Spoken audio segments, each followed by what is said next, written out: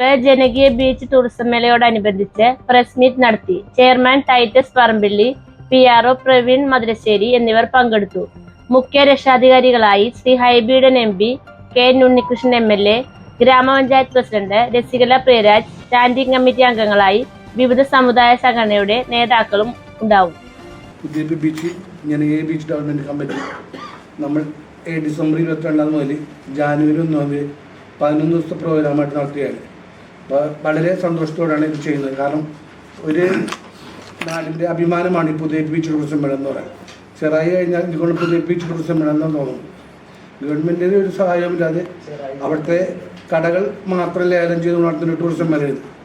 11 ദിവസം stage programme ഉൾപ്പെടെ 22-ാം തീയതി ബീച്ച് റൈസ് ഉൾപ്പെടെ യുവാക്കൾക്കാരമായ എല്ലാ പരിപാടികളും പുതിയ ബീച്ച് നടത്തുന്നുണ്ട്.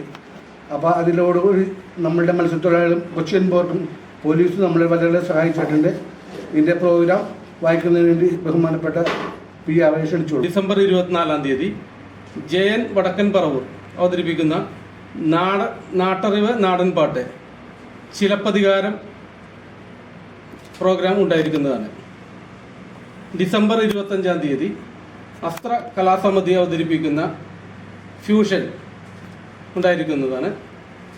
26-ാം തീയതിയാണ് ബീച്ച് റൈസ് നടക്കുന്നത്. ഇന്ത്യയിലെ തന്നെ മികച്ച താരങ്ങൾ ബൈക്ക് റൈഡർമാർ പങ്കെടുക്കുന്ന ഒരു പരിപാടിയാണ് ബീച്ച് റൈസ്. 26-ാം തീയതി രാത്രി DJ ഷോ ഉണ്ടായിരിക്കുന്നതാണ്.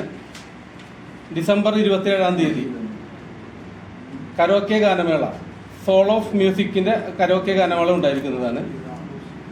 ഡിസംബർ 28-ാം തീയതി കലാപൻ മണിയുടെ നാടൻ പാട്ടുകൾ കോർത്തിണക്കിക്കൊണ്ടുള്ള നാടൻ കൈകൊട്ടിക്കളി അവതരണം ചിലങ്ക ചാപ്പക്കടപ്പുറം.